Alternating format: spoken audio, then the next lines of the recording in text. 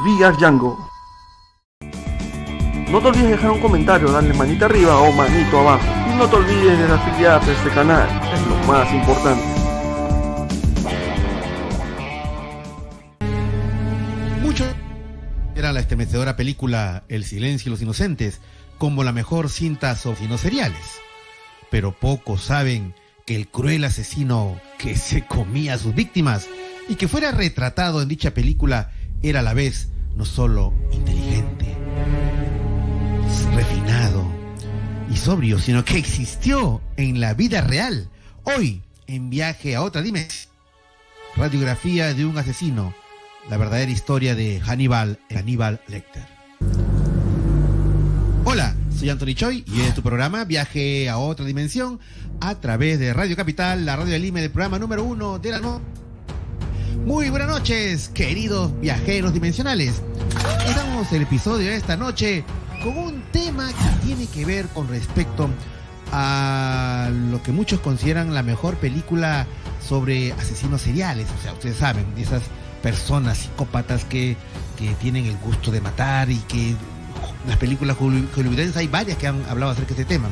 Pero hay una en especial que destacó no solamente por fílmica, sino además porque el guión hablaba de un personaje que con tiempo, curiosamente, amigos, se volvió, y de acuerdo a encuestas, en el malvado, o vamos a decirlo de esta manera, el mejor malvado en la historia del cine. Nos referimos a Hannibal, el caníbal Lecter, ¿no? Interpretado por un gran Anthony Hopkins, que a la sazón a mejor actuación. Pero este personaje era un asesino serial que además ayudó a una inspectora, a una detective del FBI a atrapar a otro asesino serial, y interpretado por el papel de la actuación Jodie Foster, que recurre justamente a este asesino que estaba encarcelado para que él le diga cómo son los asesinos seriales, y de esa manera ella pueda atrapar a este otro que estaba pues en libertad. Una película muy interesante, lógicamente con momentos fuertes, pero la gran pregunta es, ¿esto fue un personaje totalmente creado por un guionista de Hollywood o es que se basó en una historia de la vida real? Y sí, a que se basó en un personaje de la vida real. Y justamente vamos a tratar acerca de este tema, en que no solamente la película, para mí una de las mejores películas que yo he visto, que es El silencio de los inocentes, de quien no la haya visto, se la recomiendo, ¿no es cierto? Porque grandes duelos actorales, ¿no es cierto?, entre Anthony Hopkins y Jodie Foster, ¿no es cierto? ¿No es cierto? En el papel primero del asesino serial Hannibal Lecter, y la policía Clarice Lispector, representada por Jodie Foster. O sea, hay diálogos muy interesantes, ¿no es cierto? Y una actuación pues sobresaliente de Anthony Hopkins. Pero esta noche vamos a tratar acerca del tema real, y justamente vamos pronto a un destacado investigador y periodista. Pero antes se vienen las noticias de las 9 de la noche. Adelante, por favor.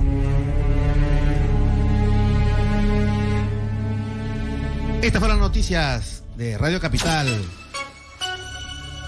Muy bien, pocos pasajeros están utilizando protectores en autobuses de transporte público en el inicio del periodo de marcha blanca, decretado por el Ministerio de Transporte y Comunicaciones, antes que ya sea una exigencia. Por otro lado, Caraballo y Comas registran el porcentaje más alto de casos activos con la COVID-19, por encima del 10.9%, de acuerdo al último reporte del mapa de e-salud. Por otro lado, el transporte aéreo y terrestre los nacionales se reiniciará a partir de mañana, miércoles 6 de julio. Tanto pasajeros como personal de las empresas de transporte deberán seguir una serie de medidas para prevenir contagios de COVID-19. Estas fueron las noticias que todo el mundo comenta. Aquí, en Radio Capital, tu opinión importa. Muy bien, queridos amigos, vamos a entrar inmediatamente, más rápido que inmediatamente. Radiografía de un asesino, la verdadera historia de Hannibal, el caníbal Lecter. Y justamente para tratar ese tema, nos trasladamos hasta Colombia, exactamente hasta Bogotá, donde vamos a conversar en la vía telefónica con don Esteban Cruz Niño. Él es un escritor, antropólogo, historiador y además ha hecho una investigación acerca de la verdadera historia de Hannibal, el caníbal Lecter. Hola Esteban, ¿qué tal? Muy buenas noches. Muy buenas noches, doctor Anthony Choi. Muchas gracias por invitarme de nuevo a su programa.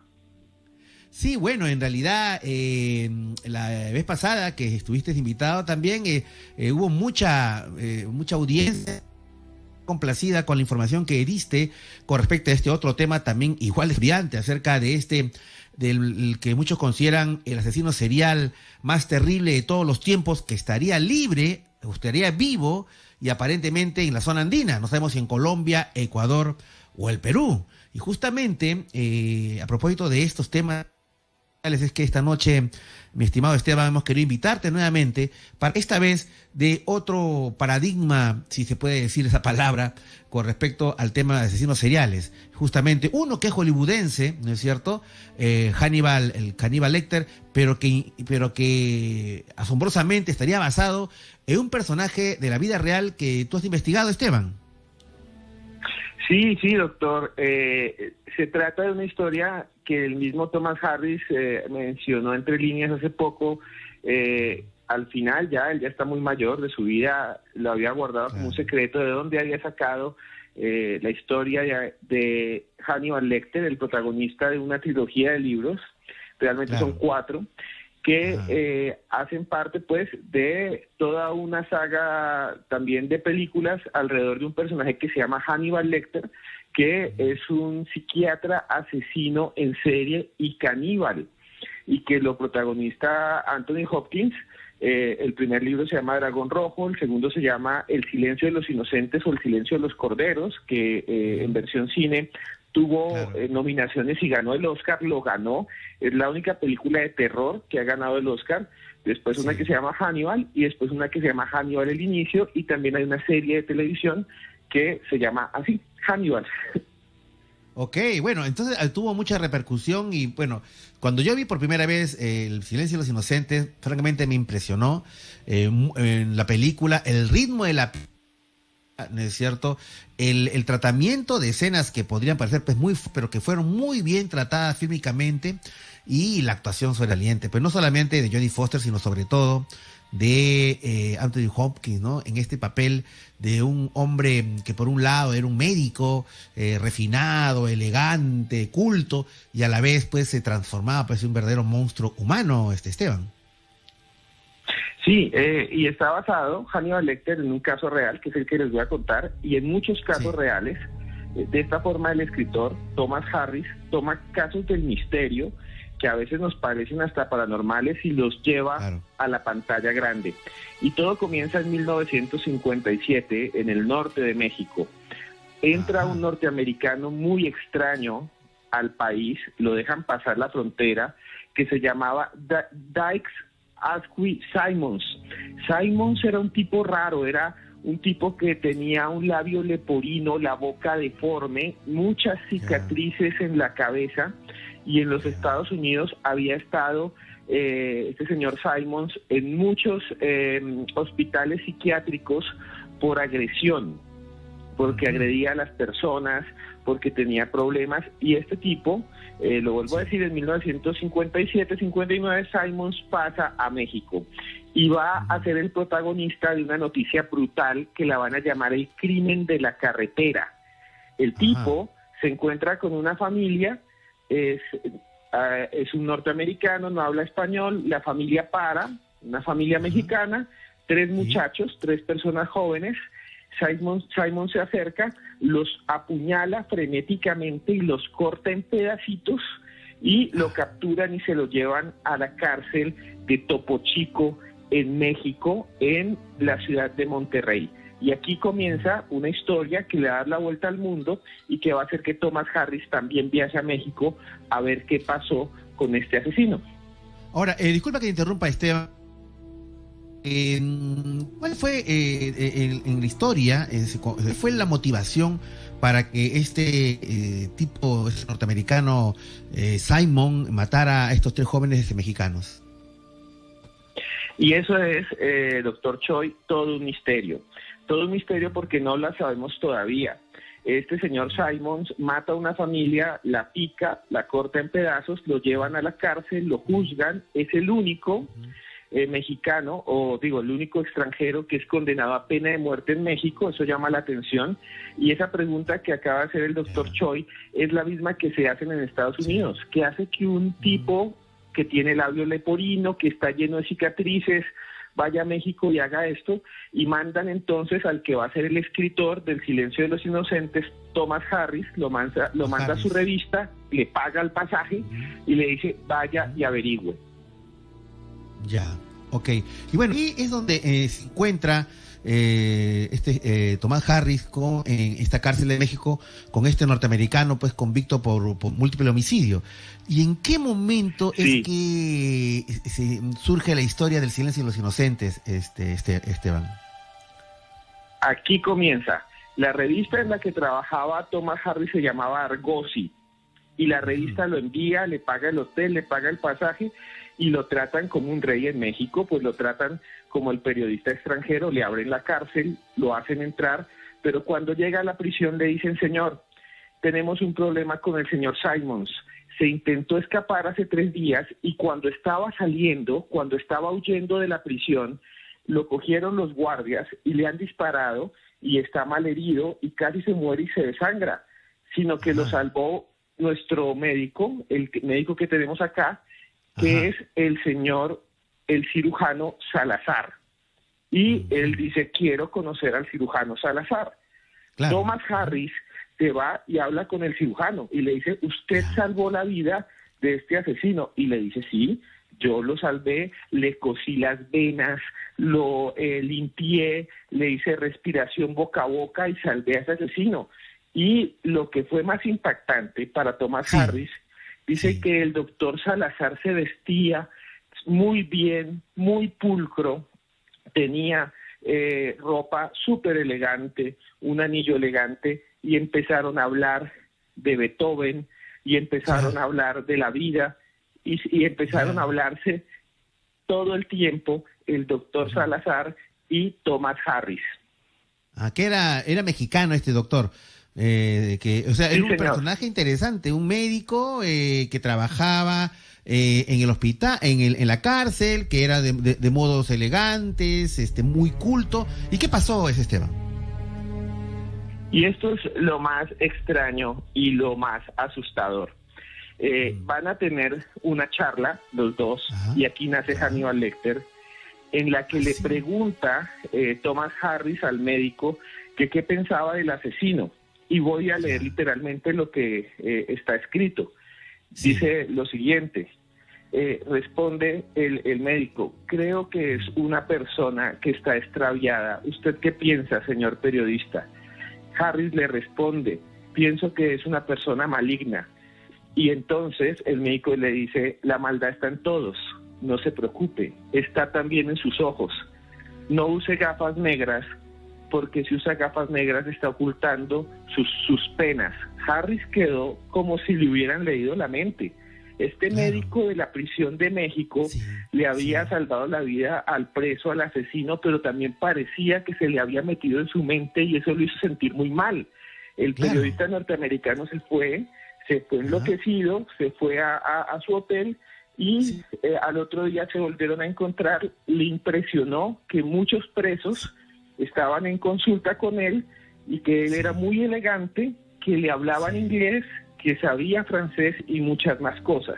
Al final le dice, doctor, yo me voy y espero en un futuro invitarlo a almorzar, porque es una persona muy, muy buena, y nos vemos después.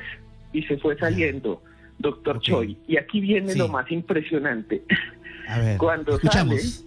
Le dice, escuchen muy bien esto, cuando sale de la prisión, le pregunta Thomas Harris a uno de los guardianes, qué Sí. bueno es el médico que ustedes tienen acá, el doctor Salazar. Y el guardián le dice, perdón, aquí no hay ningún doctor Salazar. Entonces, ¿quién es el médico que atiende a la gente acá? ¿Quién es el médico que salva a los presos?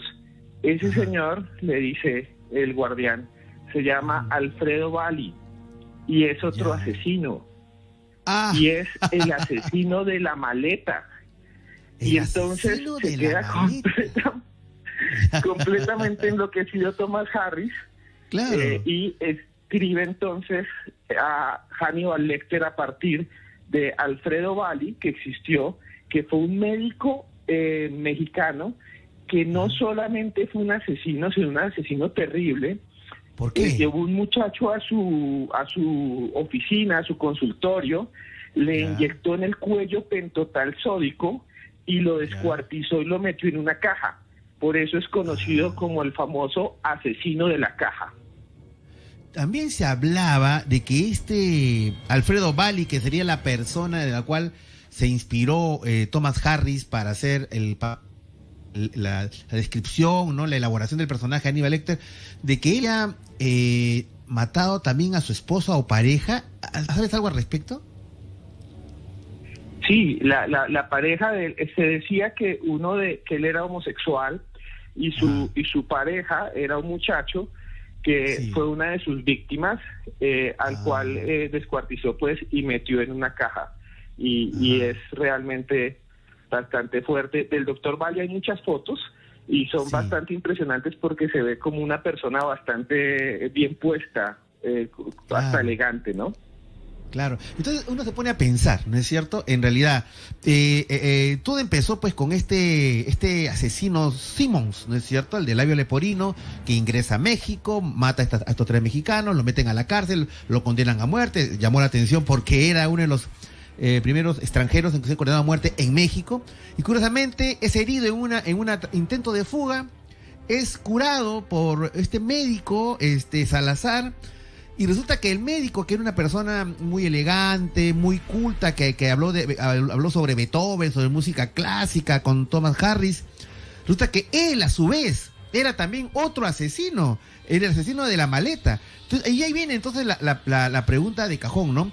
¿Cómo puede convivir dentro de una misma persona un asesino serial o un asesino despiadado, pues casi una hiena humana, y a la vez ser una persona que tenga una personalidad pues encantadora, encandiladora, simpática, y hasta una persona elegante y culta, Esteban, ¿no es cierto? Uh-huh. Sí, claro, y eso es como esa dualidad que encontramos en la novela de Stevenson del Dr. Jekyll y Mr. Hyde, del monstruo que está dentro del que tiene una fachada. Es el hombre lobo que de día es un tipo elegante, pero de noche es la bestia asesina. Es un poco esa dualidad que también está en Hannibal Lecter, que el personaje es un psiquiatra, el de las películas, pero está loco, un psiquiatra loco. Y también es una persona refinada, pero que también es un caníbal, o sea, un caníbal refinado y elegante, que eso nos choca mucho, ¿no? El canibalismo. Y también tiene mucho que ver con la psicopatía. La mayoría de los asesinos en serie, no todos, pero la mayoría son psicópatas, que según la OMS es el 3% de la población mundial es psicópata, así no se dé cuenta, que tiene esa característica de no sentir culpa, de no sentir empatía, de hacer daño y no sentirse mal. Y estos psicópatas generalmente terminan engañando y embaucando, son estafadores. Entonces, lo que vemos en la historia de Thomas Harris, de cómo vio estos personajes, estos asesinos, es lo mismo que uno ve en un asesino en serie normal. Los asesinos en serie normales, los famosos, los de Perú, los de Ecuador, los de Colombia, no son tipos con una máscara negra que llevan un puñal y se llevan a la gente secuestrada. No, son gente normal que se ven buena gente, engañan a los niños, engañan a las mujeres y se llevan a sus víctimas hasta un potrero, hasta un lote vacío, hasta un local desocupado y allí los matan. Claro, ahora es interesante eso, ¿no? Porque yo, por ejemplo, ahora te cuento en mi cuenta en el Facebook, en mi fanpage, Perú Misterio, me escribió un oyente diciendo que generalmente, decía él, de este oyente, los asesinos seriales pues no son encantadores ni encantadores, pero yo decía, eso me parece que no es tanto así, porque por ejemplo uno piensa en uno de los más famosos asesinos seriales, ¿no? Como Ted Bundy, ¿no es cierto?, norteamericano, que era pues un hombre apuesto, un hombre muy atractivo, inclusive muchas mujeres iban a los juicios de este asesino serial que ha matado a más de 30 y tantas personas, solamente para verlo y seguirlo, ¿no? Como si fuera una estrella del rock, digamos. O me pongo a pensar en otra personaje que seguramente también tú conocerás, Esteban, Elizabeth Báthory, ¿no? La llamada Condesa Sangrienta, ¿no? Una mujer de la realeza, de la nobleza, que tiene muy buena educación, era refinada, tocaba el clavicordio, ¿no es cierto? Y en su vida privada mató a más de 600 doncellas. O el mismo Nerón, me pongo a pensar, un tipo que también era un tipo que le gustaba la música, ordenó incendiar Roma tocando la lira, ¿no? Entonces esas son las grandes contradicciones del alma humana, Esteban, ¿no? Sí, y eso marca mucho lo que decíamos, una patología mental o unas características que tienen los asesinos en serie, que son personas que matan a más de 3 personas en espacios distantes. Y esa tipología es de los años 50, eso se le caracteriza como un asesino serial, pero lo que usted dice, doctor Choi, tiene toda la razón. Elizabeth Báthory, por ejemplo, sí, lo que hacía era llevar a las adolescentes, a las niñas pobres. Ella fue una condesa de Hungría, tenía un castillo, el famoso castillo de Catrice, y lo que hace ella es que un día que la estaba peinando una de sus doncellas, entonces le jala el pelo y ella furiosa coge el cepillo, que es de metal, estamos en el mundo medieval, no han descubierto América, y coge el cepillo y se lo pone en la cara, y entonces a la niña se le corta una parte del rostro y salta sangre y le cae a Elizabeth, y Elizabeth se pasa la mano y siente que está más joven, que ha rejuvenecido, que está más bella, y entonces empieza a razonar y pensar que si se baña en sangre de niñas se va a rejuvenecer, y empieza a atraer niñas a las cuales cuelga del techo, les abre cortadas en las muñecas, se acuesta ella en una tina, dicen, llena de sangre, y así, como dice el doctor Choi, llega a matar a más de 600 niñas. El problema es que cuando se acaban las niñas vírgenes, empieza a matar ya no cortesanas, sino nobles, hijas de príncipes, la denuncian, y su mismo familiar, el conde de Turso, llega hasta el castillo y lo que encuentra es horrible. Eso está escrito, es un registro histórico, está en la biblioteca de Hungría, en Viena, perdón.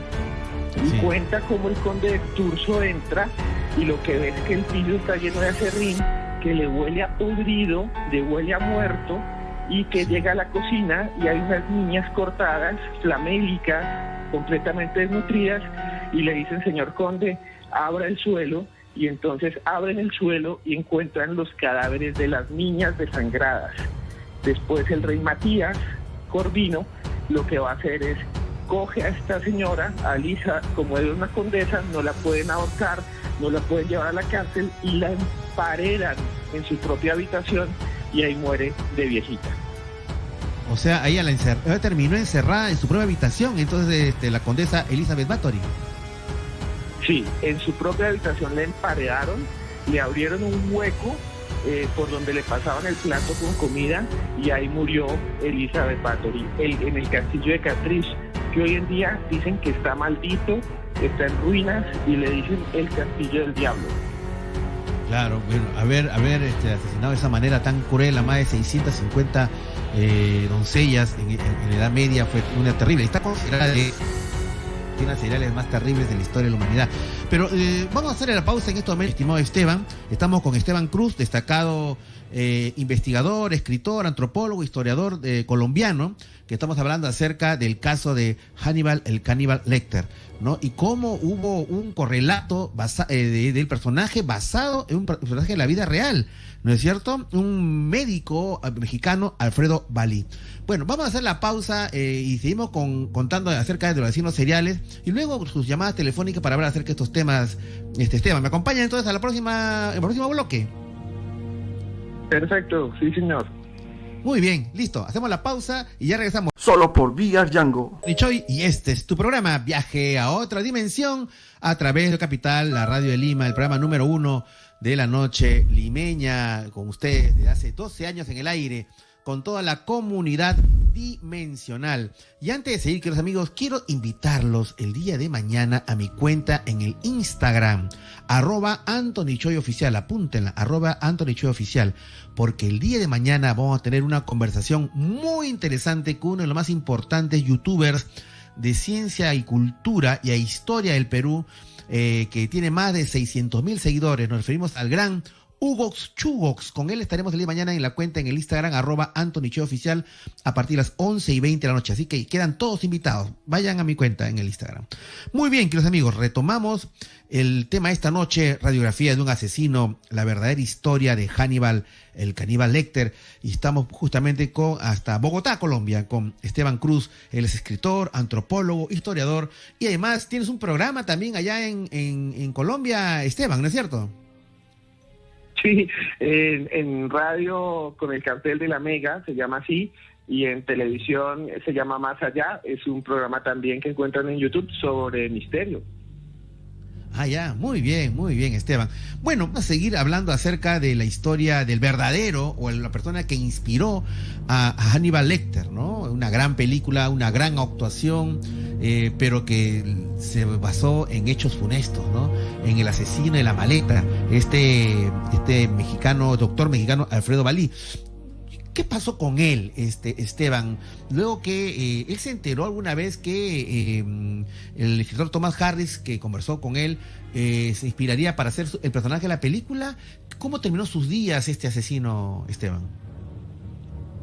Sí, lo que va a pasar al final con ese hombre que aparentemente se veía como muy elegante y que era un asesino, es que va a pasar mucho tiempo recluido en esa cárcel que se llama Topo Chico en Monterrey, y logró salir en 1981. Cuando él salió en 1981 de la prisión, él quería ser médico otra vez, pero obvio, nadie va a dejar, ningún gobierno va a darle licencia a un médico que ha matado y ha descuartizado personas. Entonces, lo que hace este señor es abrir una droguería, una farmacia, en donde iba gente con escasos recursos, y él, bajo cuerda, clandestinamente, los diagnosticaba y los ocultaba. Eso fue muy extraño. No te escuché la última palabra, la última frase, Esteban, que dice que a los que iban a su consultorio, ¿qué pasaba? Él les daba gratis la consulta médica a las personas muy pobres, y Alfredo Valí, el asesino de Hannibal Lecter, que se transformó en la ficción en Hannibal Lecter, terminó siendo un médico trucho, digamos así, falso, médico bamba en una farmacia en México. Ah, ok. ¿Y él se enteró que inspiró a este asesino de Hollywood, Hannibal Lecter? ¿Se enteró de eso o no? No, dice Thomas Harris, dijo en el año 2013 que él nunca volvió a comunicarse con Alfredo Valí. Valí moriría, y no se sabe si él supo porque se alcanzaron a publicar las novelas, no se sabe si él supo que él era la inspiración de Hannibal Lecter. Nunca lo sabremos. Claro. Y bueno, personajes de este tipo lamentablemente han existido a lo largo de la historia. Y tú, que eres una persona que ha investigado muchos de estos temas de asesinos seriales, de acuerdo a tu opinión, Esteban, ¿cuáles crees tú que serían los peores asesinos seriales de la historia? Yo sé que la lista es larga, digamos, ¿no? Pero me gustaría de repente que puedas, para nuestros oyentes aquí en Lima, Perú, en el Perú en general, que nos digas acerca de acuerdo a tu opinión, cuál tú consideras que serían aquellos personajes sanguinarios que pasarán a la historia por su maldad y por su sevicia colectiva, ¿no? De los peores asesinos seriales de la historia, Esteban. Tenemos un montón de esos casos, cada año sale uno nuevo, pero hay unos que realmente le ponen a uno la piel de gallina. y sobre todo son los casos, por ejemplo, de niños asesinos, porque uno no piensa que un niño pueda ser capaz de tanto dolor, entonces, de causar tanto daño. Y uno de los más terribles para mí es uno que dicen que es el asesino en serie más joven registrado, que es un niño de India, que es llamado el niño asesino del norte de India, que se llamaba Aryarmet Sadha.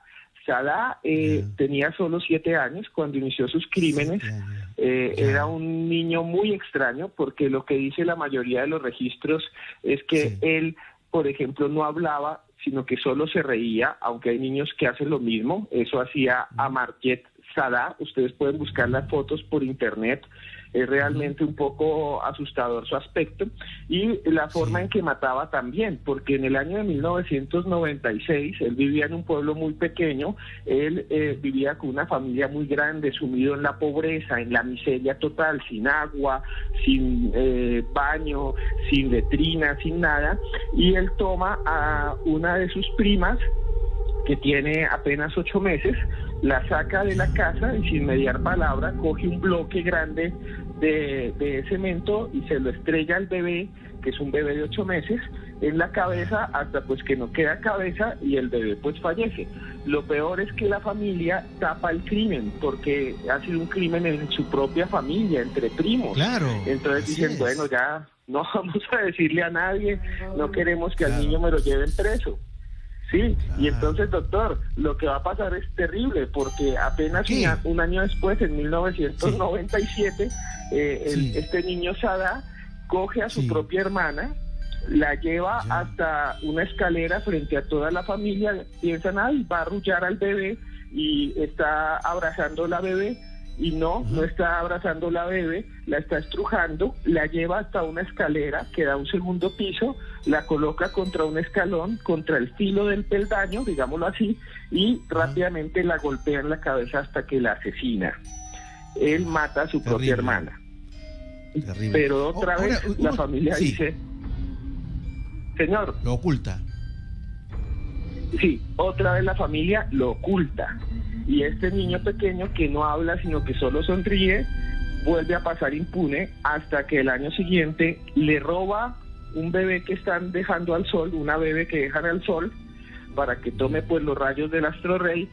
Se la roba de la vecina, ya no es una familiar, y se la lleva debajo de un árbol, y ahí con una piedra le estalla también la cabeza a la bebé hasta que la mata. Y ya no es una prima, ya no es la hermana, ahora es la vecina, y la vecina llama a la policía, lo capturan, lo llevan preso, y los papás lloran y cuentan que no es la primera que ha matado, y entonces se convierte en el asesino en serie más joven de la historia, lo meten en prisión, y lo peor, lo más extraño, es que durante el juicio, cuando le preguntan por qué las mató, él no responde, sino que solo se ríe y pide que le lleven galletas. O sea, cuando se habla siempre, es un caso excepcional, te digo, y muy interesante el que has comentado, Esteban, porque cuando se habla de asesinos seriales, se habla tanto de psicópatas como de sociópatas. Se habla de aquellas personas que hay un ingrediente genético, probablemente genético, ha heredado de una manera una cierta esquema mental que lo conduce al crimen, pero además se habla acerca de circunstancias que han pasado en su vida, realmente relacionadas con el abuso infantil, con la carencia de repente de una madre, etcétera, etcétera, etcétera. Pero de un niño tan pequeño, de apenas 7 años, ¿cómo uno podría concebir? O sea, no tuvo una experiencia traumática en la niñez, que ya era todavía un niño, aparentemente tenía una familia que lo quería, era en el seno familiar lleno de amor, pero entonces ahí, ¿por qué? ¿No? ¿Por qué podría existir un monstruo de esa naturaleza y a tan temprana edad, Esteban, ¿no? Sí, es un caso excepcional, como dice el doctor Choi, es un caso que no es común y que no está bien estudiado, pues no hay varios papers y varios documentos, pero no hay muchos que nos digan por qué realmente sucedió, y no es el primero. Antes de este hubo otro niño que se llamaba Jesse Pomeroy, pero era en el siglo XIX en Estados Unidos, en Massachusetts, y Jesse Pomeroy fue muy famoso porque uno de sus ojos era completamente blanco, pero por ahí veía y todos lo maltrataban, pero este chico lo que hacía era llevaba a sus compañeros a cuartos abandonados, habitaciones abandonadas, casas abandonadas, y ahí los torturaba y llegó a matar a 2. Entonces, a 2 niños de las formas más horrendas. Y en Argentina tenemos un caso famoso, el de Cayetano Santos Godino, que es llamado el petizo orejudo, que era un niño que tenía unas orejas muy grandes, muy flaco, en Buenos Aires, que hizo cosas terribles como coger una aguja y enterrársela en un ojo a un niño, o coger una bebé y lanzarla a una zarra.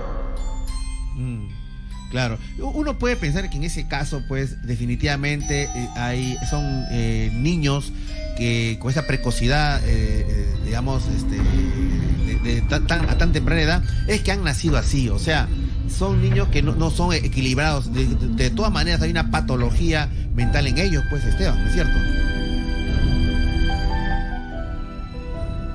Esteban, ¿estás con nosotros? ¿Nos escuchas? Parece que se ha perdido la señal. A ver, Esteban, ¿estás ahí? A ver, vamos a verificar, a ver si de repente se ha ido la señal, que estamos con Esteban Cruz, destacado investigador, escritor, antropólogo especializado en el tema de asesinos seriales, ¿no es cierto? Entonces vamos a tratar de conectarnos nuevamente con él, ¿no es cierto? Y mientras nos conectamos vamos a abrir la central de Radio Capital para recibir también sus llamadas, su opinión con respecto a este tema, ¿no? No sé si ustedes han visto la película El silencio de los inocentes. ¿Qué opinan de la película? ¿Saben ustedes acerca de otros casos de asesinos seriales?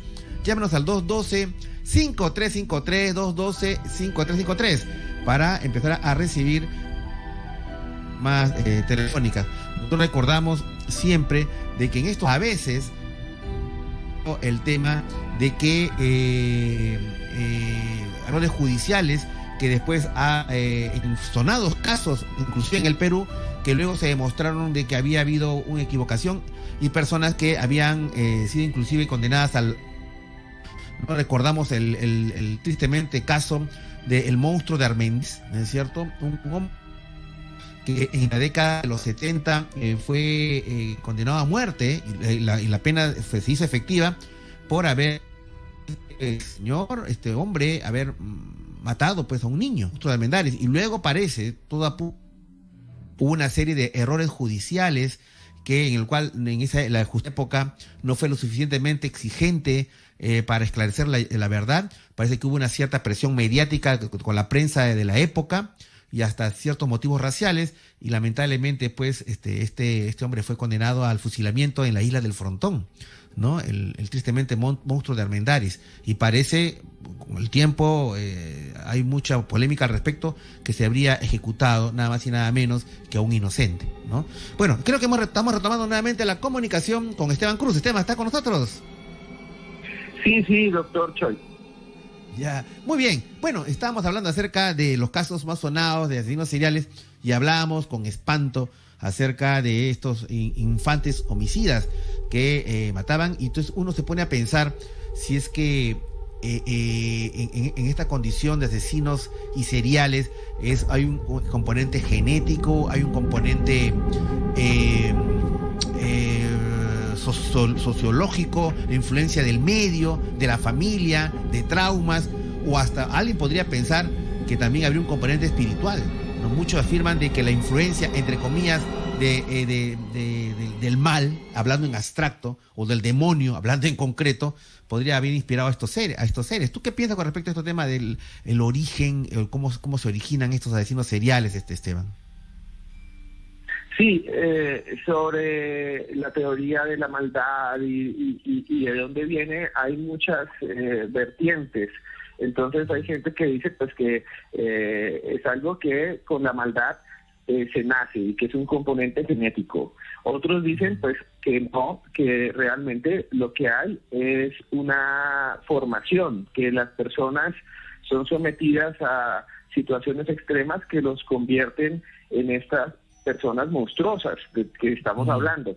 Y pues Claro. sí, hay muchas interpretaciones místicas y de todo tipo, pero yo sí creo que es una unión entre que se hacen y que son, que es una unión entre lo genético y lo social. Esa sería mi respuesta.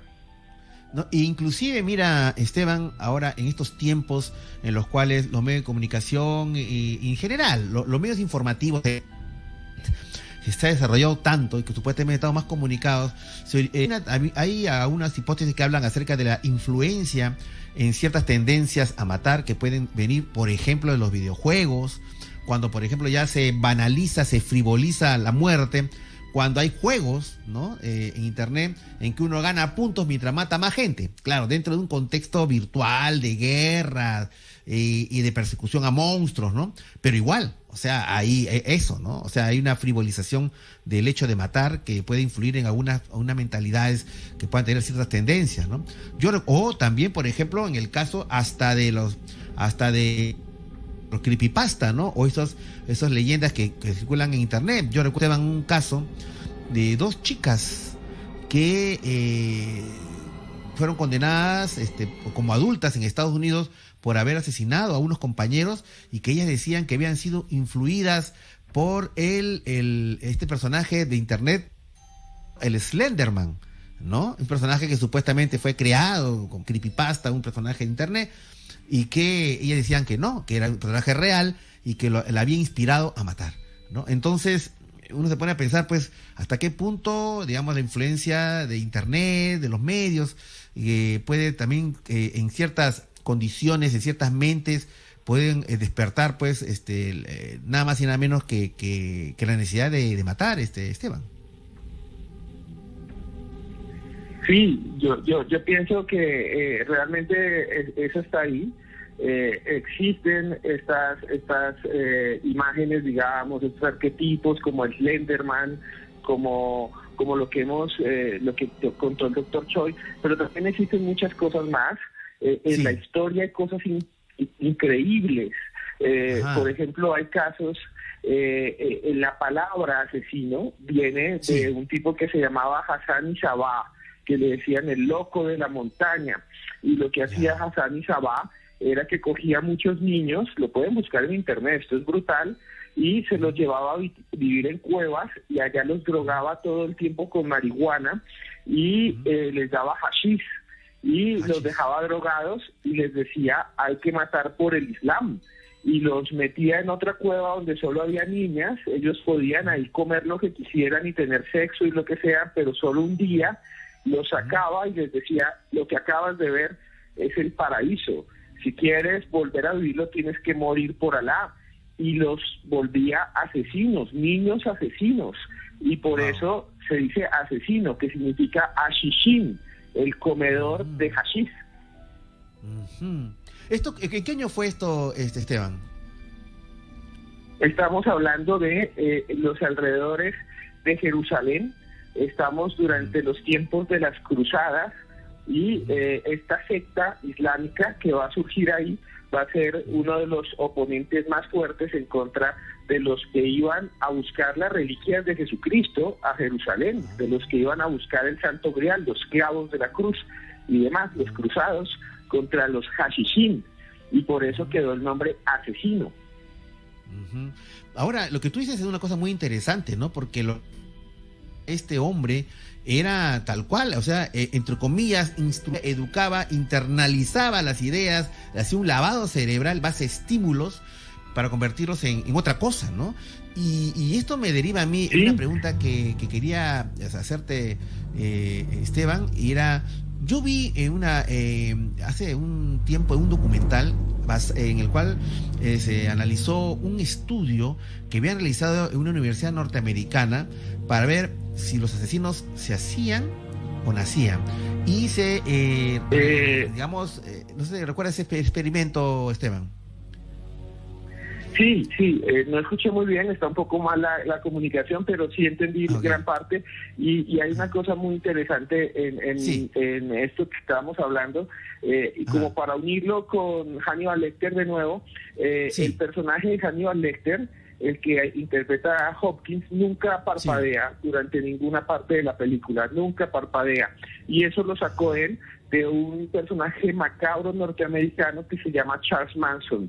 Charles Manson no es un asesino en serie, pero es visto como un asesino en serie por mucha gente, y él nunca parpadeaba, y él convirtió un grupo de jóvenes, como decíamos, les lavó el cerebro, los transformó en asesinos, los llamó a su familia, intentaron matar a un presidente de Estados Unidos, intentaron poner una bomba en el centro de Los Ángeles, mataron a la esposa de Roman Polanski, que estaba embarazada, que se llamaba Sharon Tate, y por eso Hannibal Lecter nunca parpadea, porque Anthony Hopkins dijo, quiero verme como Charles Manson. Ok.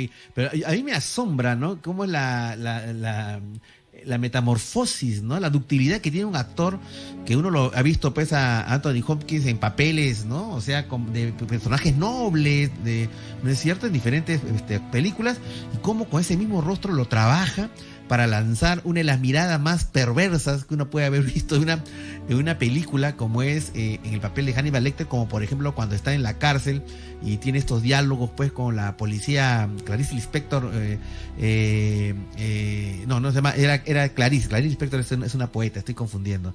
Clarice, no me acuerdo el apellido, interpretada por Jodie Foster, ¿no? ¿Qué tal la actuación? Sí, Clarice Sterling. Clarice Sterling, así es. Clarice Sterling. Entonces, pero eso es absoluto. Lo que yo te decía era con respecto a un experimento, y con eso quiero ir más o menos redondeando esta interesante conversación que he tenido contigo, Esteban. Es un experimento en el cual no estaban dentro de una secta, de una secta pseudo religiosa o algo por el estilo. No, era un experimento académico en el cual enrolaron a, no sé, unas 30 personas comunes y corrientes de todos los estratos sociales, de todos los tipos raciales. Querían hacer una investigación muy, muy seria, en la cual le hablaron acerca de que iban a ser sometidos a determinados estímulos, y a lo largo y era interesante porque eran de pareja, de a dos, en los cuales, de acuerdo a determinados estímulos que le daban en una conversación, la persona tenía la posibilidad de ir con un botón apretando y dándole chispazos de corriente a la otra persona que estaba en otra habitación. Pero a medida que iban avanzando en cada interrogatorio, digamos, en que una persona tenía la posibilidad de apretar o no el botón, y a medida que iba pasando el tiempo o los minutos en esta experiencia, iba aumentando la cantidad de corriente. Y entonces a un momento en el que ya la persona también iba a tener la posibilidad de hasta poder matar a la otra persona. Y ante el asombro de los investigadores científicos, se demostró que mediante determinados estímulos o presiones, la persona podía seguir apretando el botón, hasta con el peligro de que pudiese matar a la otra persona que estaba en otra habitación. Y eran todas personas totalmente corrientes, comunes y silvestres, amas de casa, estudiantes. Entonces uno se pone a pensar que el ser humano, de acuerdo a estas investigaciones, era una conclusión aterradora, pero que en el fondo no debería dejar de asombrar tanto, que una persona que puede ser pacífica y normal, en determinadas circunstancias, estímulos, formaciones, apasionamientos, qué sé yo, podría convertirse nada más y nada menos que en todo lo contrario, ¿no? En un asesino. Sí, escucho muy mal otra vez, pero alcancé también a escuchar la historia, lo que nos cuenta el doctor Choi es el experimento de Milgram, que es brutal. Stanley Milgram fue un psicólogo social, ya murió, norteamericano, que se inventó los 3 grados de separación, que dicen que yo estoy conectado con todos los seres humanos del planeta, si no los conozca por grados de separación. Y eso que hizo él fue el experimento famoso de Milgram de saber si todos podíamos llegar a matar a alguien. Y ellos pensaban que solo los sádicos llegaban a matar, pero el 80% o el 67%, perdón, de las personas llegaron a matar a otra persona porque alguien les decía, porque la autoridad les decía, piche el botón, presione el botón, electrocútelo. y podía hacerlo. Eso demuestra que los seres humanos somos capaces de las peores atrocidades si alguien nos lo dice y le damos autoridad. Sí, muy bien, muy bien. Esteban, bueno, podríamos seguir conversando largo rato acerca de estos temas tan interesantes y apasionantes acerca del intríngulis, pues, de la condición humana. Pero bueno, tenemos que por esta noche acabar nuestra conversación. Un gusto, un placer haber conversado nuevamente contigo. Espero tenerte pronto en mi programa. Sabemos que estamos viendo la posibilidad de que en una próxima edición vengas a Viaje a otra dimensión para contar una experiencia que nos lo dijiste en las redes acerca de un caso de un ovni asesino, ¿no? Y que seguramente hablaremos de eso más adelante. Muchas gracias, Esteban Cruz, por la participación en mi programa. Y nada, queremos que por favor nos digas en dónde te pueden ver en las redes sociales nuestros oyentes, a ti, Esteban. Muchas gracias, doctor Choi. A mí me pueden seguir en Twitter como @cruzescribiente. También, si quieren verme, estoy en Instagram también como Cruz Escribiente, Esteban Cruz Niño, y en YouTube Más Allá, y ahí hay muchos programas de temas de misterio que sé que a todos nos gustan. Muchas gracias, doctor Choi, y un saludo grande a toda Lima. Un saludo para ti, para tus oyentes también, como no, un fuerte abrazo, Esteban. Estamos viendo. Gracias, que esté muy bien.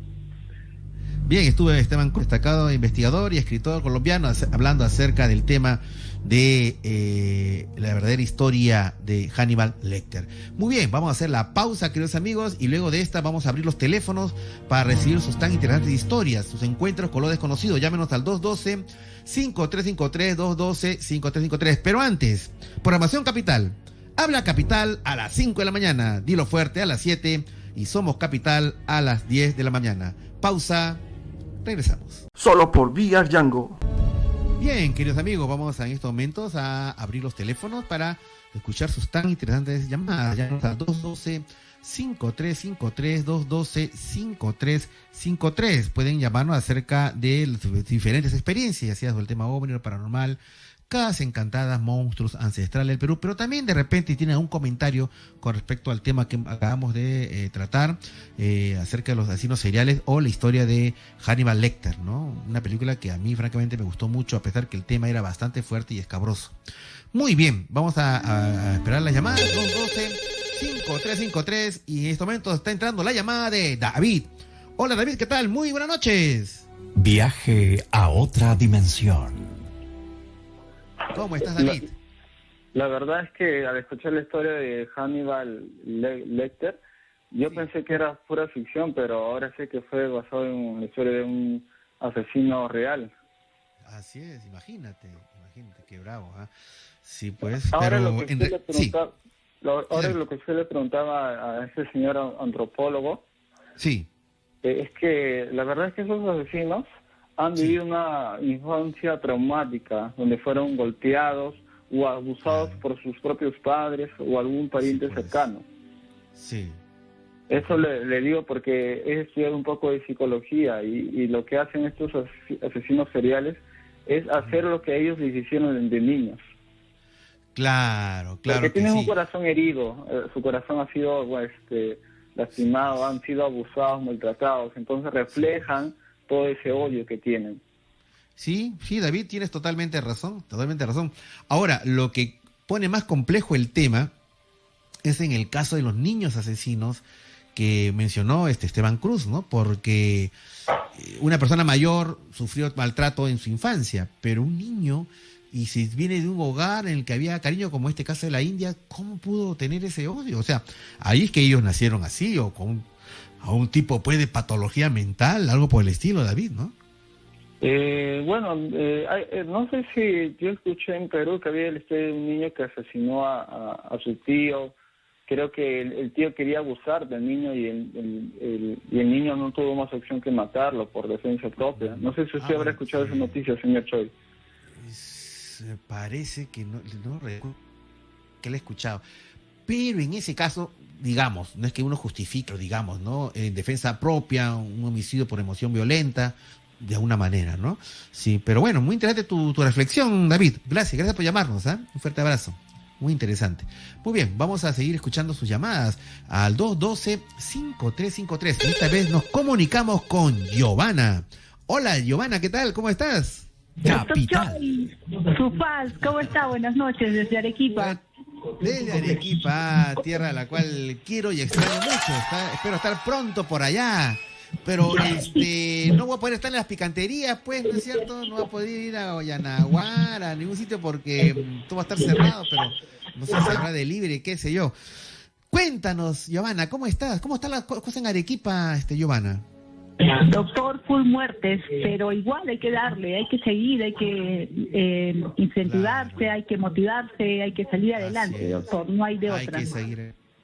Doctor, No full hay de otra, muertes. es ir adelante. Muy bien, Giovanna. Quiero que por un que bajes el volumen de tu radio y o televisor para que se está totalmente, por favor, para hablar solamente por el teléfono, ¿ok? En este momento, Giovanna está bajando la radio. A ver, ¿estás ahí, Giovanna? Ahora Se sí, acerca a la doctor. radio y Sí, se regresa al teléfono. Muy bien. Ahí está, en este momento, ya. Capital. Esos son los pasos de Giovanna. Bueno, ahora sí, doctor. Giovanna, te escuchamos. Cuéntanos. Sí, doctor, ¿Cómo bueno, en estás? realidad quería ayer llamarlo por el tema de los supermercados paranormales, porque, bueno, Sí, le comento sí, que sí. yo trabajo en ventas ya bastantes años y que me tocó Ya. trabajar en Plaza Vea, Arequipa, Plaza Vea de la Marina, debe conocer, y me pasó Ya, sí, conozco. algo bien raro, doctor. Estaba pasó? yo en la tienda y ya frente al área del comedor donde venden platos preparados, hay un lineal que es transversal a platos preparados donde venden vinos, ¿no? O donde exhiben los vinos. Y cuando yo estuve cruzando, el vino, había una botella de vino, puede creer, una botella de vidrio, rodando por el piso, que justo cruzaba delante mío en el piso. Ya. Y dije, ¿qué Ya. pasó, no? Alguien se le cayó, lo recogí. Se le cayó, y- claro. Y dije, de repente, algún compañero, mercaderista, de repente no, y para alcanzárselo. Pero cuando llegué solamente había un coche y no había nadie en la sección. Y luego agarré el vino y lo dejé Sí. en el coche, pensando que era del Claro. grupo. Pero lo más raro es que era un vino que nunca había visto Sí. en la tienda, que no era tipo, no sé, vino de chacra, una marca artesanal, algo así. Artesanal. Ya. Sí, y me pareció bien, pero bien raro. Entonces, bueno, esa no es la única cosa que me ha pasado en esa tienda. Una vez en el sótano, en esos, como, le llaman pallet a los, como una, sí, que levantan las cosas del piso. Ah, y que la levantan las mercadería. góndolas. No las góndolas, sino, por ejemplo, hay una madera que colocan de base encima de esa máquina que le sí, llaman ya. pato, Que pato le levantan y llaman. hace pato, tiene otro nombre, tiene un nombre que hay una comida acá en Lima que en base a pescado que ese nombre, pero no me acuerdo en este momento. Ya sé, es un aparato que levanta esto, ¿no? Ah, ok. Sí, ¿Y qué y el pasó, asunto, Giovanna? el asunto es de que yo estuve cerca de este pato y el pato Ya. comenzó a deslizarse así en dirección hacia mí y dije, qué raro, dije, pero estaba, la zona es plana, o sea, y le pregunté al prevencionista y me dijo, es la niña. Y justo ayer me acordaba porque por todas las zonas bueno, yo he pasado por Metro, Cerro Colorado y también Ya. también me comentaron de que sí, la niña, me hablaron de Cerro Colorado, que hay una niña que se baja y todo y que pena en las noches y prevencionistas Caramba. así que han trabajado años en este metro, ha pasado en Plaza Vea.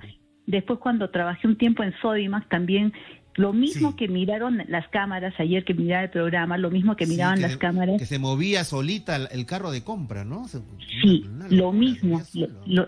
lo mismo en Sodimac de acá de Arequipa de Porongoche, igual, Prevención vigilaba las cámaras de noche, se quedaba solo y la tienda empezaba a deslizarse los coches de compra y se veían a través de la cámara y sorprendente, bueno, para empezar acá también en mi casa hay Sí. cosas así paranormales, o sea, También. escucho ruidos, sí, o sea, no sé si me siguen, doctor, y cuando una vez entré a internet, no sé si usted Sí. me dirá, entré a internet, hice un perfil más o menos para ver qué poderes psíquicos tengo y me decían medium, entonces digo, de repente usted sabe y me puede ayudar, de repente tengo poderes de comunicarme con estos espíritus y como ellos buscan apoyo porque han quedado pendientes algunos temas, entonces dígame usted, ¿qué hago? ¿Qué hago? Bueno, ¿Qué hago? si eres ¿Dónde medio, buscar? si eres medio, que seas completa, pues, ¿no? No Sí. te quedes a la mitad, ¿no? Pero Seguimos. sí, una de las hipótesis sobre el tema paranormal es de que cuando una persona tiene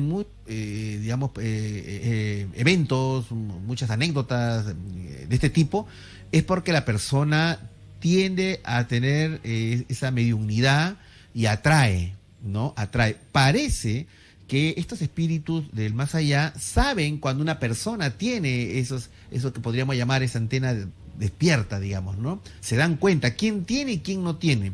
Y cuando venga una persona que tiene esas facultades, se acercan a esas personas tratando de comunicarse, tratando de hacerse ver, de hacerse notar, moviendo cosas, etcétera, ¿no? Como en el caso de esta botella que te deslizaron, ¿no?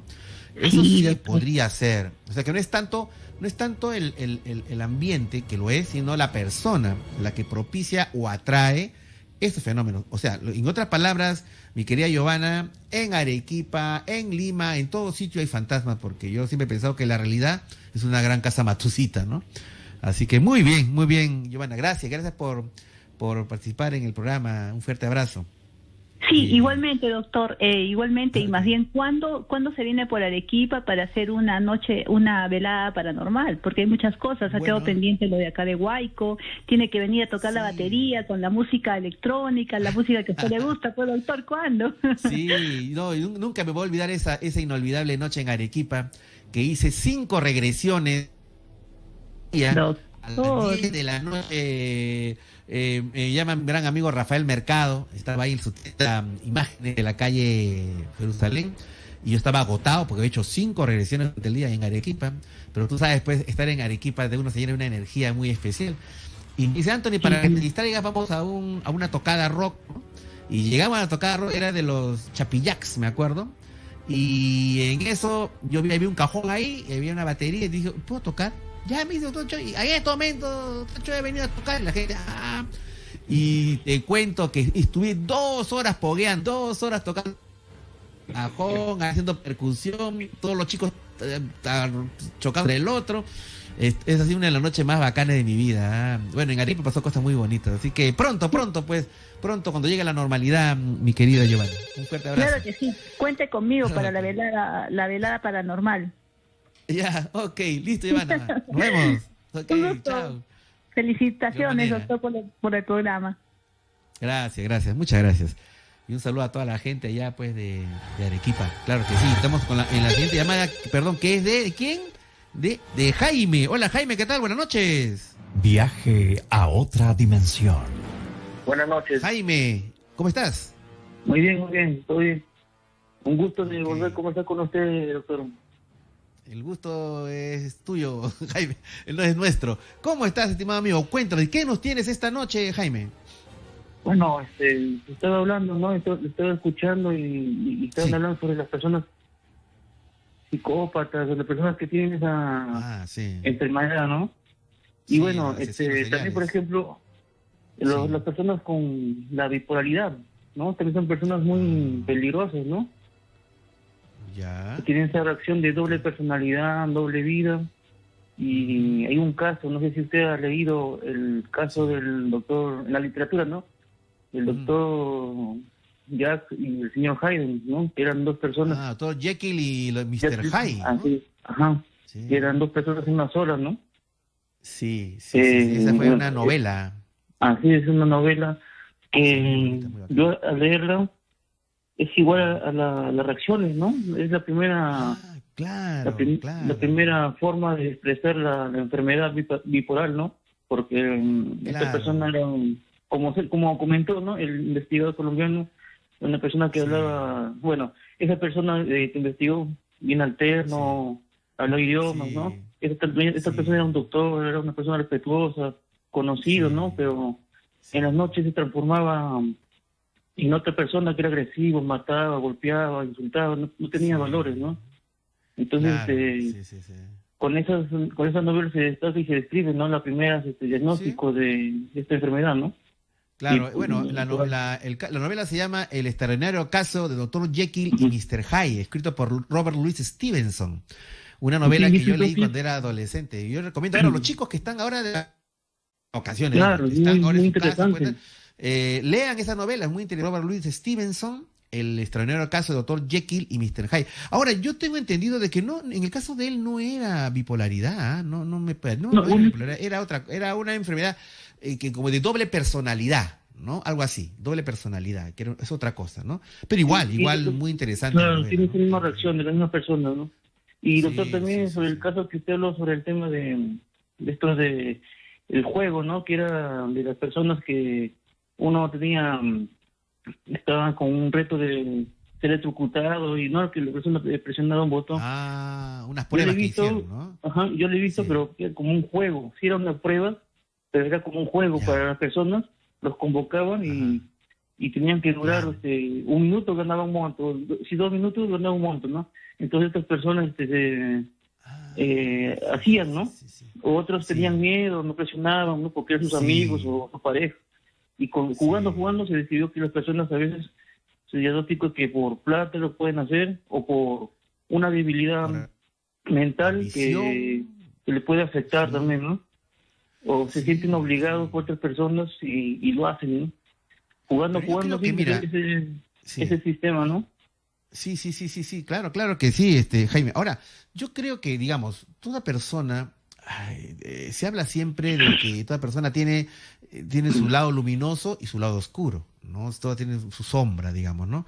Y que, digamos, toda persona podría por ambición, por poder, y por otras motivaciones, hasta inclusive religiosas o políticas, y hasta a veces por convicción, volverse pues otra cosa, ¿no? Recordemos, por ejemplo, en el caso de Alemania durante la Segunda Guerra Mundial, Hitler y todo el régimen nazi pues convirtió a uno de los pueblos más educados y cultos de Europa, que era el pueblo alemán, lo convirtió en una maquinaria de matar nazi, pero eso ocurrió en todos los ejércitos que participaron en un lado u otro lado, o sea, entonces sí, yo creo que lamentablemente la condición humana es así, tú aprietas en determinados resortes emocionales y puede convertirse en otra cosa, ¿no? Pues es tan importante la formación ética, moral, la formación familiar. ¿Cómo no? También el sesgo espiritual, religioso también. Todo lo que ayude a las personas a ser mejores seres humanos debe fortalecerse, ¿no? Y a veces lamentablemente... Más que todo también así es. Más que todo también la mente, ¿no? Tiene que ser más fuerte porque el más débil es tentado o comentó por otra persona, ya hace una sola cosa y empieza ya a ser tomado por esa persona. Así es. Y tal cual lo dice Jaime. Muy bien, listo, gracias Jaime, gracias por tu intervención, es muy interesante. Vamos a seguir escuchando. Muchas gracias. Saludos. Okay, listo, gracias. Vamos a seguir escuchando su tan interesante llamada 212-5353, 212-5353. Estamos con Elvira. Hola Elvira, ¿qué tal? Buenas noches. Buenas noches, ¿qué tal, doctor Choi? ¿Cómo está? Muy bien, Elvira. ¿De dónde nos llamas? Desde Pueblo Libre. Muy bien. Cuéntanos, ¿qué tal? ¿Qué novedades, mi querida Elvira?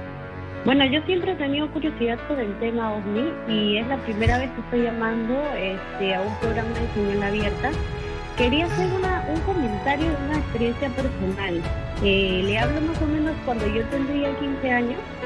Mi cuarto daba para el lado de la calle, una ventana bastante grande. Yo estaba durmiendo mirando hacia el lado opuesto, que tenía una pared. En la noche, me imagino de medianoche, hubo un resplandor de luz blanca. No le puedo describir la cantidad de fuerza que tenía esa luz. Era bastante grande y me despertó. Entonces, trato de voltear, porque venía, según yo, desde afuera, ¿no? Trato de voltear. Y al momento de voltear, la luz en toda la habitación era destellante. Pude observar a unas personas a mi lado izquierdo, eran cerca de 3, no eran muy altos, de cabeza bastante grande, y tuve la sensación de miedo horrible, porque no sabía lo que estaba pasando.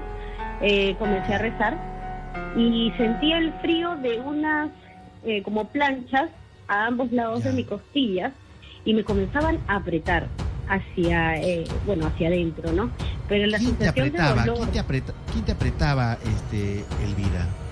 Eran como unas planchas metálicas rectangulares que tenía a cada lado de las costillas. Y yo estaba en la cama echada, ¿no? Sí. Entonces me apretaban, el dolor y la sensación de frío era muy extraño, pues si fuera un sueño.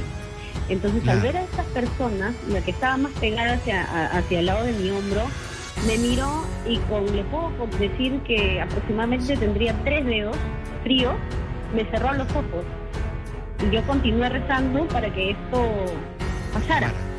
Sí. Al día siguiente en la mañana le conté a mi mamá lo que estaba pasando y ella, un poco incrédula, pues hizo el comentario a una vecina, la cual también estaba asustada porque esa misma noche su esposo había sentido que alguien se le trepó encima con esta misma luz y le había movido la parte de la mandíbula, cosa que el señor se va al dentista y el dentista le dice, pero efectivamente le han forcejeado tanto la parte de la mandíbula que la va a sentir con dolor, ¿no?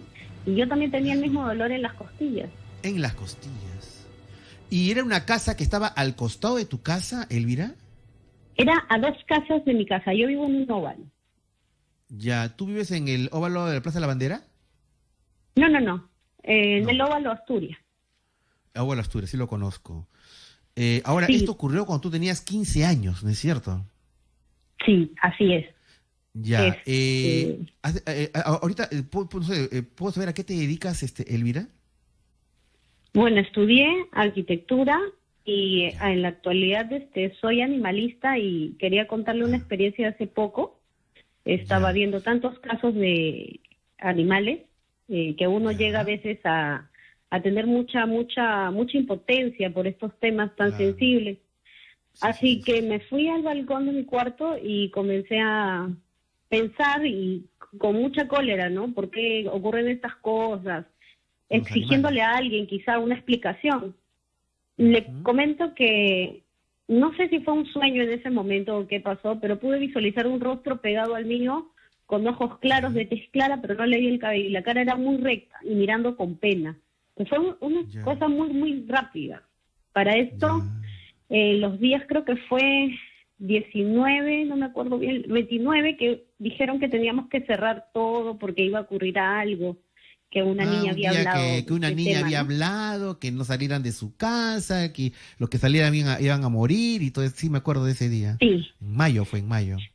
Sí, exacto. Ese día, bueno, yo salí al balcón porque soy rescatista de animales, tengo 3 rescatados. Okay. Salgo a la terraza de mi cuarto y en la parte del cielo, pues, veo una nave bastante grande, luminosa. ¿Una nave?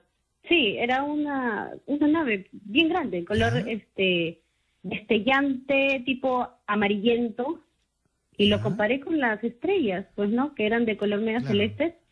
Claro. Ajá, y esta pues nave tenía color medio amarillento y bastante fuerte. Y estaba no se movía para nada. Estuvo 2 días en la misma posición. ¿Este año fue esto? Sí, en el mismo día que la niña dijo eso. Ya, ok. Ahora, ¿se veía como una luz o se veía un trato metálico, como un objeto discoidal? ¿Cómo se veía, Elvira? Se veía de manera redonda, pero de vez en vez destellaban como si fuera una estrella y luego volvía a ser como que redondo. ¿Y tú me dices de que esto se vio durante 2 días? Sí, 2 días en la misma posición.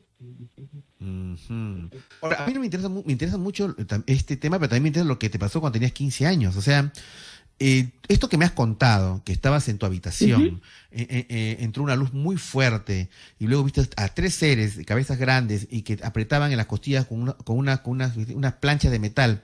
Esto que tú me estás contando, ¿fue durante un sueño, como si fuera una pesadilla, o estabas despierta? ¿O estabas entre dormir y despierta? ¿Cómo estabas, Elvira? Yo tengo el sueño bastante ligero, me suelo despertar rápido y dormir muy lento. Así que era en la noche y no era tan tarde. Recién iba a concebir el sueño, pero las luces de los vehículos pues que pasan a cada rato se incomodan un poco y esta luz era increíblemente fuerte, no se puede describir. No puedo. Estabas totalmente despierta entonces. Sí, porque dolor en sueños no había sentido nunca. Pues, ¿sí? Ahora, este tipo de luz es un tipo de luz que es muy potente, muy fuerte, pero que no deslumbra, que no te deslumbra, porque claro, un reflector en la cara como que uno lo deslumbra, ¿no? Y le afecta la vista inclusive. Este tipo era como una luz de día tan potente, pero que no te afectaba la vista. ¿Así era o cómo era esta luz? Y yo pensé al comienzo que era un reflejo de un auto, pero al abrir los ojos, porque la sentí con los ojos cerrados. Abrí los ojos y la luz era demasiado blanca. En el momento que yo me volteo a estar, porque yo estaba de costado, a mirar hacia el techo, veo a estos tres personas que estaban a mi lado izquierdo. La más cercana llegaba casi al hombro. Logré verles la cara, pero estaban como que a contraluz. A pesar de estar a contraluz, yo logré ver como las facciones que tenían. ¿Cómo eran las facciones, Elvira? Tenían unos ojos bastante profundos y la piel no podría decirle que era totalmente o de color negra, no, porque, o sea, yo veía un poco como que la piel, y aparte sentí su piel cuando me tocó la cara para cerrarme los ojos, como que para que no los viera, me imagino, no sé. ¿Cómo era su piel? ¿Eran fríos, eran cálidos? Sí, eran fríos, y los dedos, la punta de los dedos las tenían un poco más hinchadas, por lo que yo sentí más eso que los huesitos del dedo. Y podría decirle que eran con 3 dedos que me tocaron desde la frente hasta la nariz, tratando de cerrarme los ojos. Ahora, ¿qué me estarían haciendo? No lo sé, porque al día siguiente tenía dolor en las costillas. Le enseñé a mi hermana y me dijo, mira, pues sí, está un poco... Cuando alguna vez alguien lo abraza como para bajarlo del vehículo y no le deja como que marcado, claro. algo así, ¿no? ¿Y a lo largo de los años tenía un problema en esa zona del cuerpo? No, para nada, pero sí, creo desde esa vez que pasó esto, pues yo creo bastante en que nunca estamos solos, ¿no? Y he tratado de averiguar por muchos medios a ver si a alguien también le pasó lo mismo que a mí, porque de verlo, sí, o sea, salgo y comienzo a ver el cielo, a ver si es que pasa algo mediante sueños, por ejemplo, sueños premonitorios de pequeñas cositas, ¿no? Eso también me vino a consecuencia de ese día. Mira, tenemos que hacer el corte, pero solamente para terminar rápidamente, te quiero hacer una pregunta. ¿Tú te someterías a una regresión? ¿Sabes que yo hago regresiones? Sí, claro. Ok, bueno, por favor te pediría, por favor, que te quedes en el... ¿No es cierto? Con mi operador, nuestro querido Urbano, ¿no es cierto? Que está ahí, y quédate con él y déjanos tu teléfono, por favor. ¿Ya? Quédate en el entero, quédanos con tu teléfono. A ver, mi querido Urbano, si puedes tomar el teléfono a Elvira, ¿no? Bien, hacemos la pausa. Y bueno, las historias, como siempre, tan impresionantes, de hace 12 años, todas las noches, ahora de lunes a viernes, de 9 a 11, de 9 a 11, ¿está bien? Con sus historias impresionantes, ¿no? No acaban, son infinitas. Vamos a hacer la pausa, pero antes... Programación Capital, habla Capital a las 5 de la mañana, dilo fuerte a las 7 y somos Capital a las 10. Ya regresamos. Solo por VR Django. Sí, estaba recordando justo a propósito de una llamada, ¿no es cierto? Acerca del programa del día de ayer, que fue un programa muy interesante, supermercados paranormales, ¿no? Acerca de estos videos en los cuales se vieron estos carritos de compra moviéndose solos. Y no que el piso estaba desnivelado, que alguien lo había empujado, ¿no? El carro iba y esquivaba otros carros, ¿no? Y se tropezaba con algo y seguía avanzando. O sea, es una locura, ¿no? Y nuevamente agradecer pues a mi hermano Alan Choi, destacado administrador de empresas, que nos contó sus experiencias de estos 26 años trabajando en la corporación Wow Metro y contando cómo había en diferentes supermercados, cada uno tenía su propio fantasma, ¿no? Y una cosa curiosa, lo que me comentó mi hermano, me dijo, en realidad la niña está en muchos sitios, ¿no? El tema de que hay una niña que pena, una niño, ¿no? Pero realmente niña, ¿no? Está en muchos sitios. Y eso me da acordar también que en la cabina, pues, en el edificio de esta Radio Capital, también se ve esto. O sea, que es una cosa, pues, más o menos frecuente, ¿no? En fin, vamos a seguir recibiendo sus llamadas al 212-5353, 212-5353. Y la experiencia que contó ayer mi hermano Alan Choi, de que dice que en un supermercado se sospechaba están robando las tortas. Entonces, pero como hay cámaras de seguridad, entonces pusieron a ver las cámaras qué cosa estaba pasando, y se veía pues a una persona que estaba en un carrito llevándose tortas. Ese es el culpable, ¿no es cierto?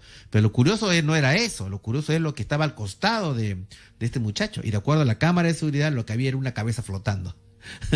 Una cabeza flotando, todo el mundo se rayó, una funcionaria del supermercado entró en shock, en fin, ¿no? Estas cosas pasan, ¿no? En todo sitio, además, en todo sitio. Muy bien, tenemos esta vez al doctor Puma. Doctor, buenas noches. ¿Aló? ¿Cómo está? Buenas noches. Sí, Capitán. buenas noches. Estuve saliendo de una reunión de la Sociedad de Neurocirugía y generalmente me acompaño con su programa. Y paré la oreja cuando usted mencionó la obra de Stevenson. Y entonces alguien dijo sobre el problema de personalidad, ¿no? Bipolar, ¿no? Dijo que era bipolar. ¿No? Sí. Y en realidad es eso, pues. Es un problema de personalidad o de identidad, más que un problema de tipo bipolar. Definitivamente no es bipolar. En la bipolaridad lo que hay es un proceso de depresión o ansiedad y cambia uno u otro. En cambio, el problema de personalidad o identidad cambia la persona en sí. Pero esto es provocado. O sea, a Stevenson yo lo sigo desde niño.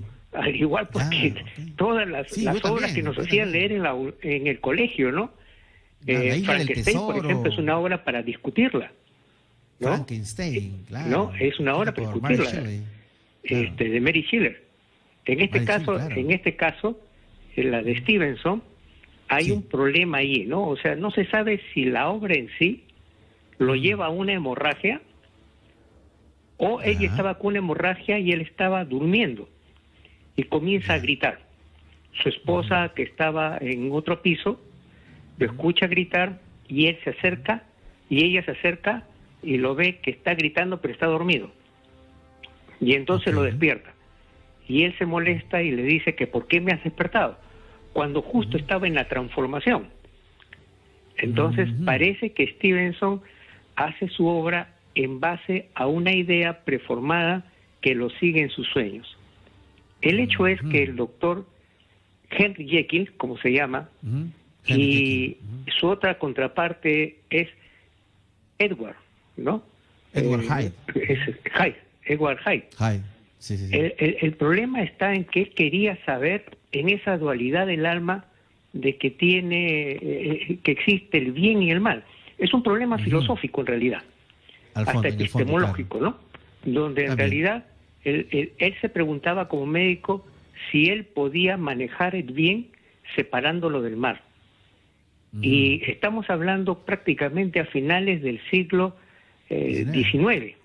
O sea, en ese momento efervescente, donde la dualidad del ser humano no se sabía exactamente si el alma existía fuera del cuerpo o era parte del cuerpo, era un habitante del cuerpo, que hoy sabemos que es la relación mente-cuerpo.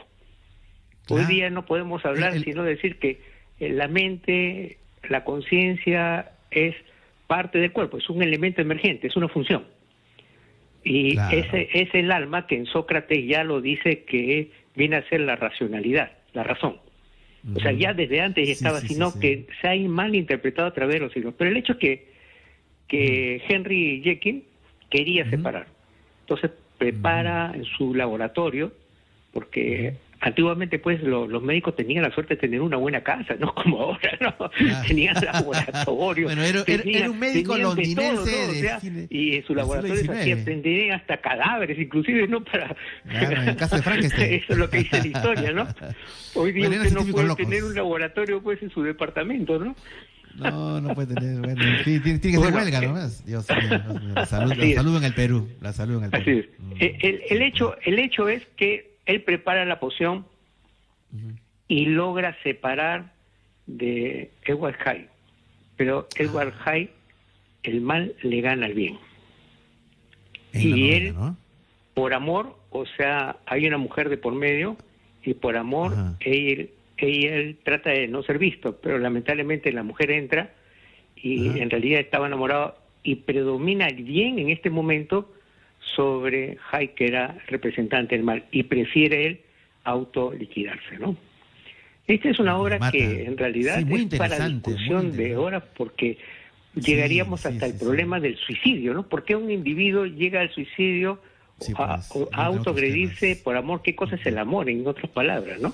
No, y además la obra surgió dentro de un contexto muy interesante, ¿no? En Inglaterra era victoriana, ¿no es cierto? En la cual había un total había muchas contradicciones. Por un lado era una moralista, la moral victoriana, muy cerrada, pero por otro lado también era una época de despertares, ¿no? De despertar, estaba mucho en la discusión freudiana, estaba las discusiones acerca de los delincuentes natos a través del Lombroso. O sea, era una época en que había mucha efervescencia intelectual, y en ese contexto es que surge la novela de Stevenson, que en realidad dualiza, pues, en realidad lo que es el ser humano, ¿no? La lucha entre bien y el mal, y que todo puede estar dentro de uno, ¿no? Es impresionante cómo a través de la literatura, a través de una historia, puede ejemplificar eso, ¿no? Y que podrá tomar tomos y tomos de medicina o de psicología. Él en esta historia representa mucho de eso. Por ejemplo, el famoso Freud, va a la escuela médica de la Reina, ¿no? Al Hospital de la Reina, donde también se reunían ahí los médicos de la Salpêtrière de Francia, los mejores neurólogos. Claro. Freud no era psiquiatra.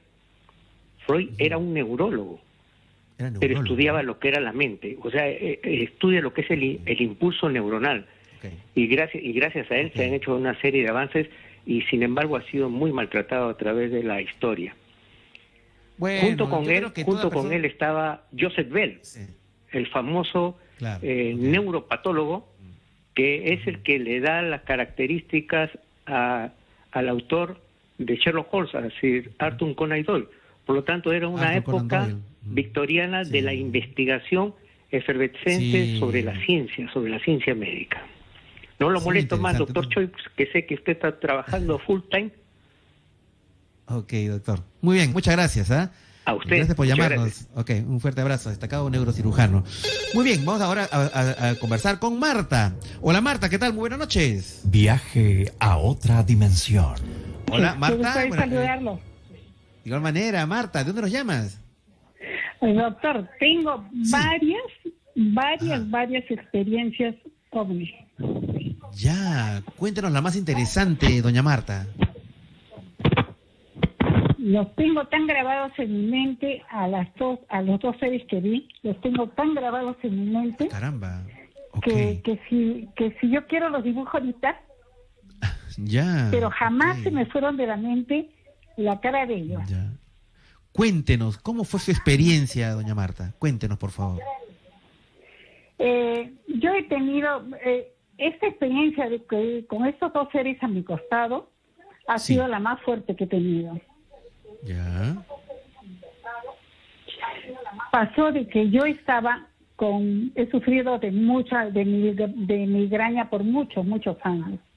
Okay.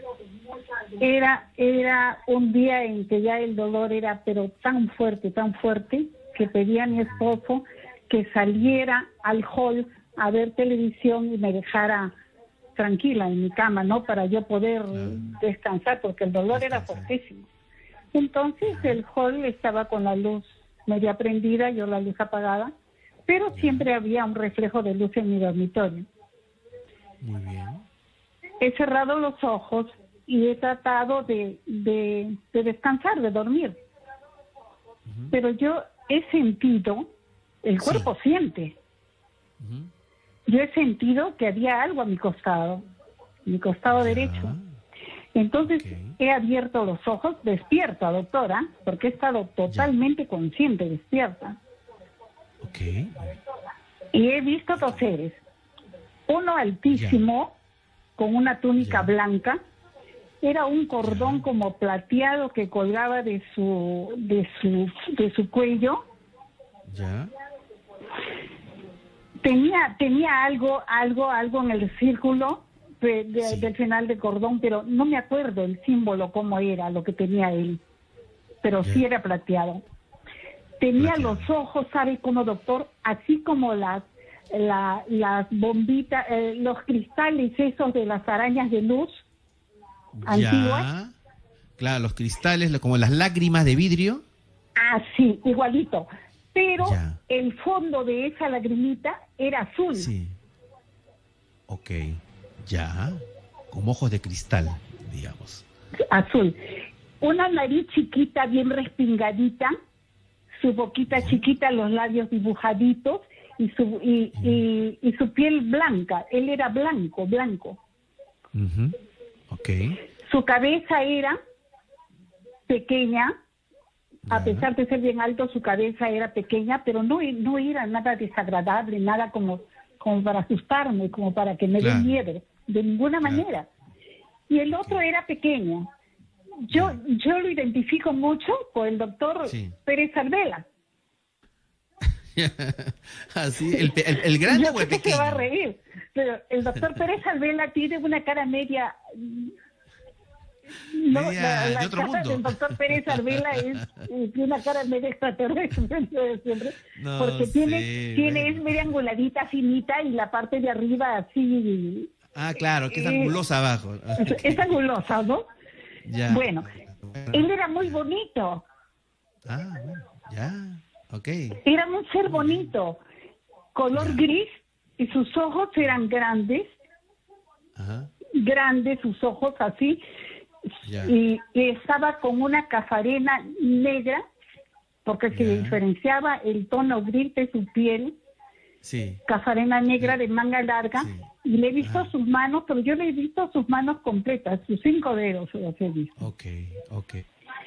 También le colgaba algo... Doña Marta, el ser grande, como de qué estatura tenía, y el ser pequeño, como de qué tamaño sería. Yo le identifico al pequeño como al doctor Pérez Alvela porque tenía casi el mismo tamaño. O sea, 1,70 m y tantos.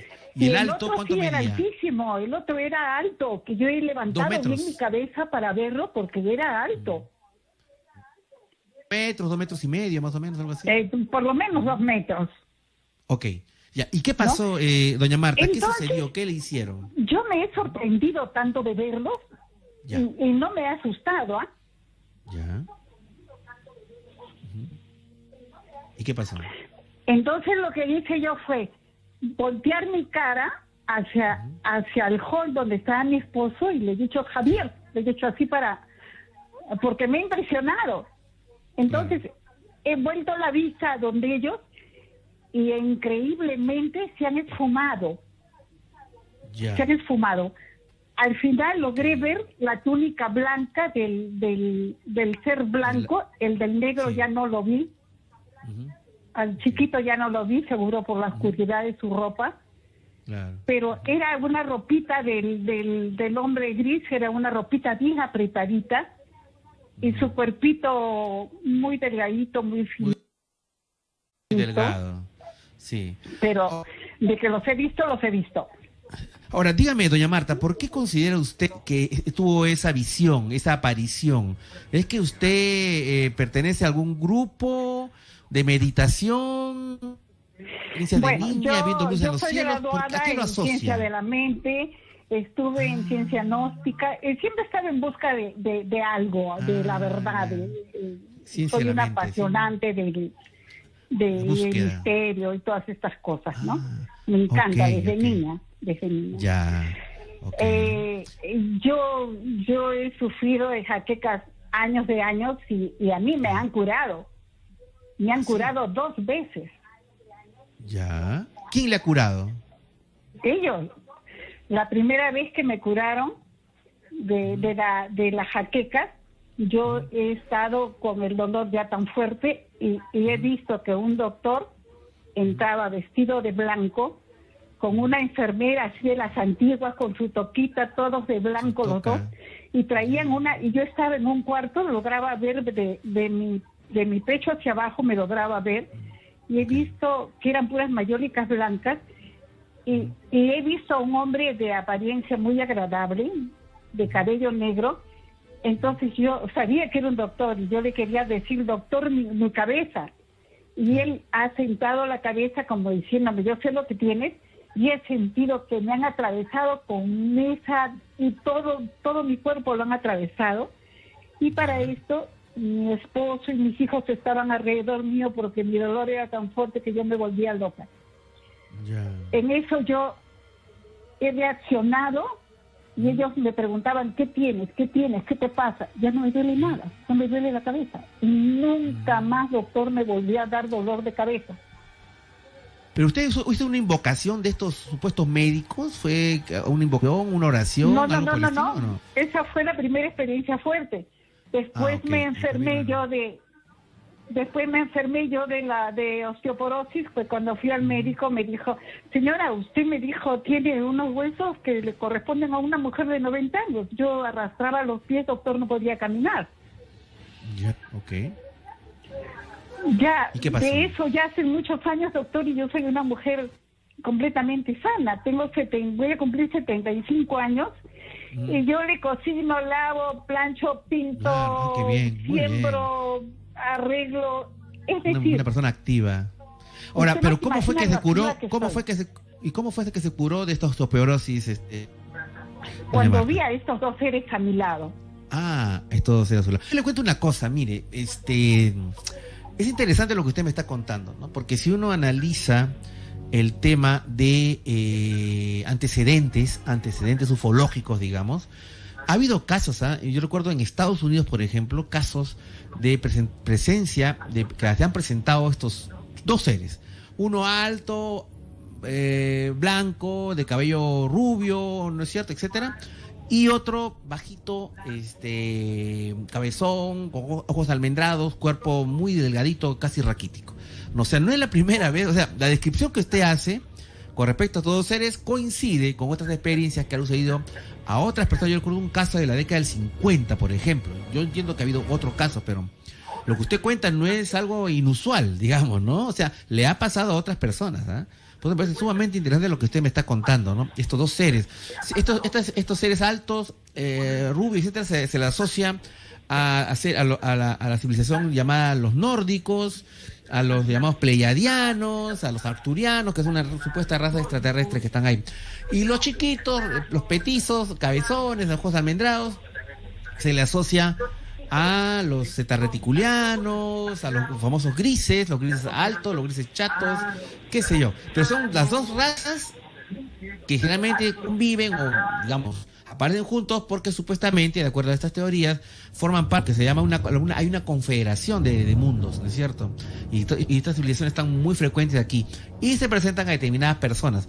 Ahora, lo que usted me cuenta del tema de salud es interesante, la recuperación de salud y todo eso, interesante, ¿no? Esta intervención que a veces uno ni las pide, pero el hecho de que usted esté, pues, justamente en estos temas, en estos grupos, es que poco a poco va, al parecer, va adentrándose en este campo y luego la cercanía con estos encuentros cercanos del tercer tipo es que se dan, ¿no? Se dan y, bueno, y en todo caso para bien, digo yo, porque le mejoran su salud.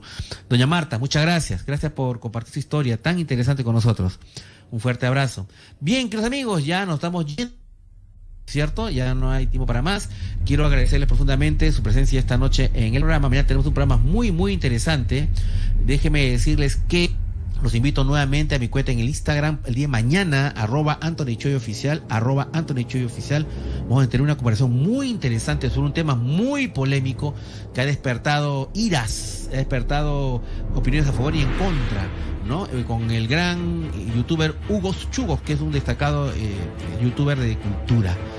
Mañana a las 11:20 de la noche después de mi programa, y espero también, cómo no, traerlo también acá a Viejo Otra Dimensión, porque tiene temas interesantes que compartir.